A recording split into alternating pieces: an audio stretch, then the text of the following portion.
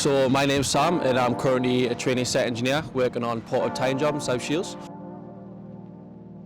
The reason I chose an apprenticeship pathway was due to the fact that I wouldn't be saddled with any student debt. I've got lots of friends who are doing that now and they are struggling with that. For myself, it is the hands-on experience that I would get that I wouldn't get 5 days in the classroom. Right now I'm getting the experience required that employers would look for, which was one of the key points of my interview.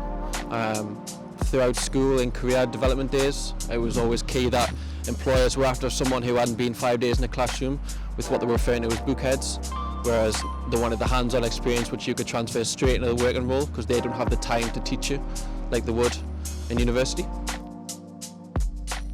So, the main reason that I think employers will be looking for someone who's chosen the apprenticeship pathway as opposed to someone who is full-time university is they need someone who's ready to work, who has worked before.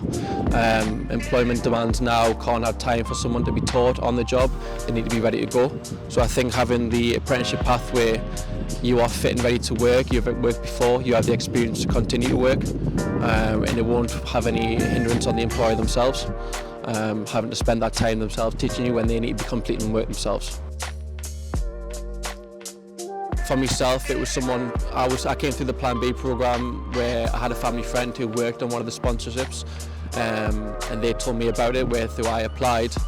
I did 4-month rotations at different construction companies where I landed at Bowmer and Kirkland, and I knew this was the job for me. What they offered training wise and the development scheme they had here was perfect for myself, and that's why I chose this option.